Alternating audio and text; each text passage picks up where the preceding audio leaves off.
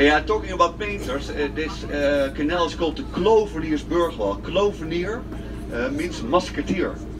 And the musketeers, the famous painting of Rembrandt, it was a group of musketeers.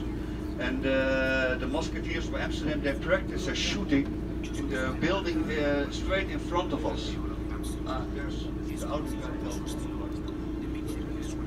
Many consider Rembrandt to be Amsterdam's greatest artist of the Golden Age. He's known for his unique style, with loose brushstrokes and dramatic compositions that emphasize contrasts between light and dark.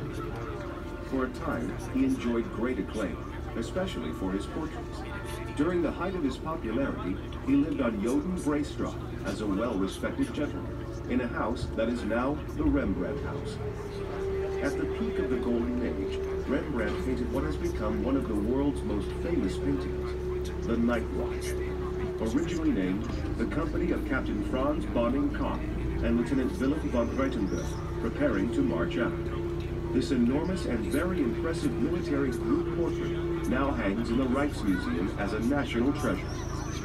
For a time, Rembrandt enjoyed an extravagant lifestyle until bankruptcy forced him to move from his house to more modest accommodations in the Jordaan neighborhood. He's now buried in an unmarked pauper's grave in the Westerkerk. And you can see the figures out of the painting of Rembrandt here on top. The two guys over there, two musketeers out of the painting.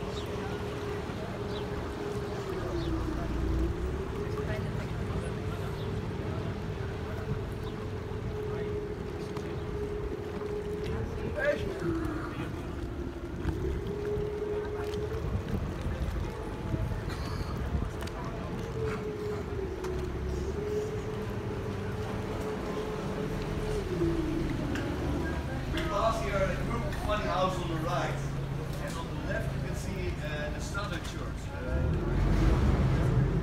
What was painted by Claude Monet, and I got here the picture of Monet. Maybe a nice challenge for you here on the right to make the same picture as Claude Monet.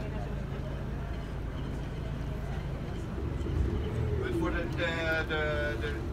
tower you have to be quick. Keep your camera ready. And the outlook will tell you about the houses.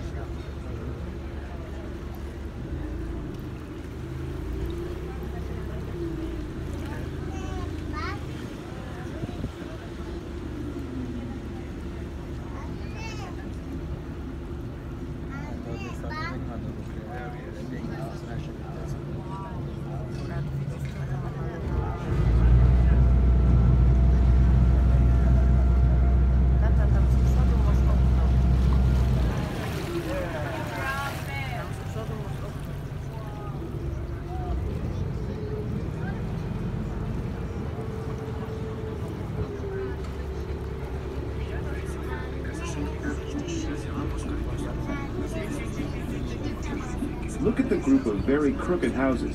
We affectionately refer to them as the dancing houses because they look like they're tilting and swaying to some happy tune. These buildings get their crazy tilts from the wooden piles that are supposed to be holding them up. The more the piles rock, the wilder the houses dance. The outward lean that you see on so many buildings is another story. It has nothing to do with rotting piles. The facades, or the faces of buildings, were intentionally built this way. In fact, a 16th century law put limits on how far a building could lean forward, lest it topple down.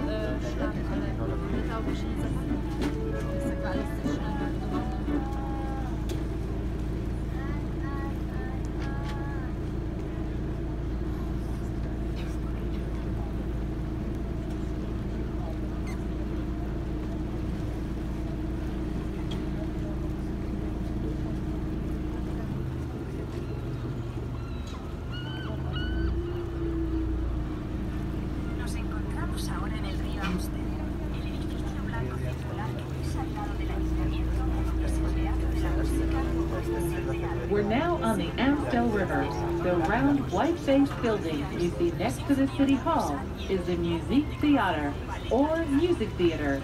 It's home to the Dutch opera, known for its daring production, the Holland Sinfonia, and the world-renowned Dutch National Ballet. The Dutch may be known for their tolerant attitudes, but they also have strong opinions. This piece of architecture was met with heavy protests that have since simmered down. In fact, that's how it got its name, Stopera. It's derived from the movement against the construction, Stop the Opera. Yeah, funny that they still call it a piece of architecture. Imagine that most Amsterdam people call it a false teeth prothese. And there was heavy protest, what the audio guy told you. Imagine that a complete historical neighborhood is taken down to build this building. And for months people they chained themselves to their homes to stop the building of it. But finally they finalized it. In general, I remember the 80s as a decade of war or a protest in Amsterdam. There was every week was a war somewhere on the corner of the street where the police was trying to get some squatters out of the building. Also on the day of the crowning of our former Queen Beatrix, there was heavy protest in Amsterdam, mainly from the squat movement. Smoke bombs everywhere, Molotov cocktails, and at a certain moment this bridge was also the decor of a fight between the police. There were armored vehicles standing on the right to stop the protest here, and because they were just started the Stopera building, the protesters had a lot of ammunition, a lot of bricks to throw to the police, and they ended up all on the bridge in front above us, and it went into the history as the war on the Blue Bridge, and the slogan of the protest was geen woning, geen koning. No living, no crowning. Referred to as the famous Skinny Bridge, stretches all the way across. Same kind of bridge here on the right.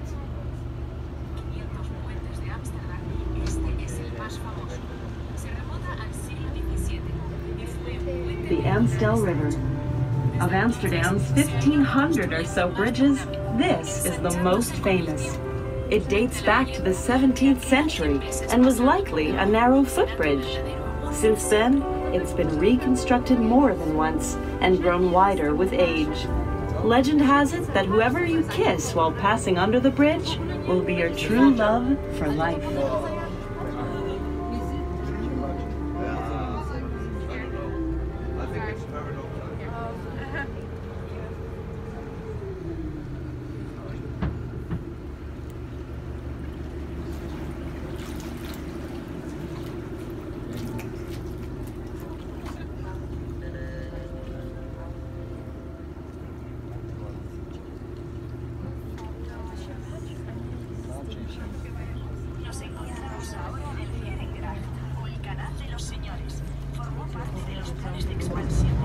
We're now on Herrengracht, or the Gentleman's Canal.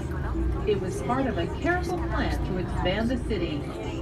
In the early 17th century, a time of tremendous physical and economic growth, 3 new canals were laid out in concentric rings. The Herrengracht was innermost. The Keizersgracht, or Emperor's Canal, was in the middle, followed by the Prinsengracht, or the Prince's Canal. The wealthiest citizens, shipbuilders, merchants, investors, and politicians built elegant mansions on the Herrengracht. The Keizersgracht was solidly middle class, while the Prinsengracht had a more industrial atmosphere. Of the 3 canals, the Prinsengracht was the only one that connected directly to the harbor, and its low sides were designed for loading and unloading cargo. And so, the farther you lived from the city center, the lower your social class. Today, this would no longer hold true. All of the city center is expensive.